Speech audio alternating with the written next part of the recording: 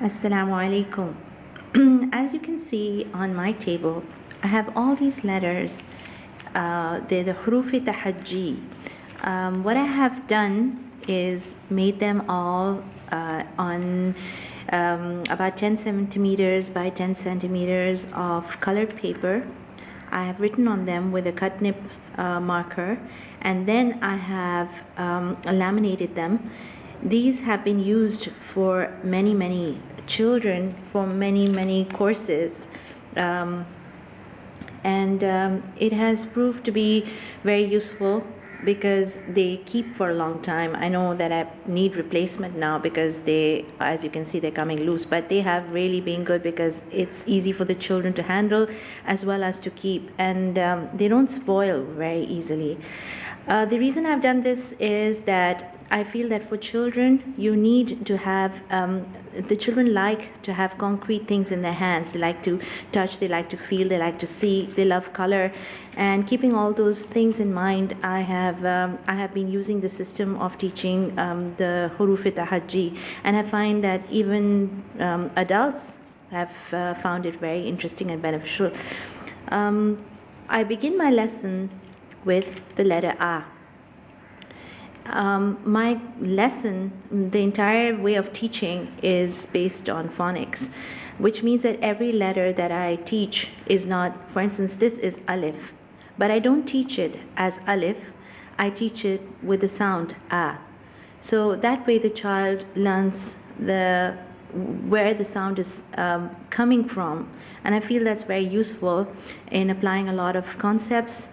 The child learns sifat, he learns, the actual makharij, and a lot of things come into play when the child actually starts learning. You can start teaching the huruf tahajji at the age of 4, and you should be very clear with your ability to say the sounds as well. For instance, and I'll relate every letter with a particular story, for instance, or something that the child will remember. So for instance, if I'm teaching A, I tell the children that this is A. He is a tall man. He's straight. So the child begins to visualize, okay, Alif, A is a tall man. He's straight. He looks like the number 1. So he associates that every time he sees this, he'll learn to recognize it as A.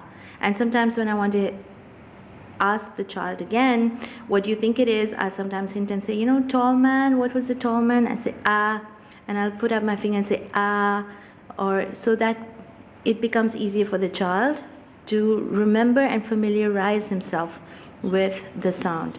Now here I have ba and the, and we have the here. So if I put ba, the, and the here, they're all similar in the sense that they are in the shape of, like the elongated, like a boat, you can say, but they have their dots, and the children sometimes get confused with the dots on them. So a good way of teaching these is making up stories about why the dots were there. For instance, I tell the children, these are 3 sisters, and they were going to a party, and their mommy wanted to do their hair. Now, Ba did not want to have her hair done, so she sat on a stool, which represents the dot. Her mommy made her 2 plaits. So as you can see, there are 2 plaits on her head. 1, 2. And here is the. Her mommy made her 3 plaits. 1 on the side, 1 on the other side, and 1 on top. So the child learns to recognize that, oh, Ba was the one who didn't want to have her hair done. So she has her dot. She's just sitting on her stool. The has 2 plaits, and the has got 3. So this is the story of Ba, the, and the. When I stress on the letter the or when I constantly remind the child that he or she needs to stick out their tongue as they say this letter. Stick out this tongue and kind of their tongue and bite down on it as they say th, th. So they learn that it is not the sound that you make when you say the letter S. That's not the sound they're making. And there should not be a whistling sound coming from that letter as they say it. It must be a kind of a lispy kind of sound. Th. I will try and show this to you as the child says it so that it is clear to you how the pronunciation of the letter should be taught and done. And so here is your ba, da, and the.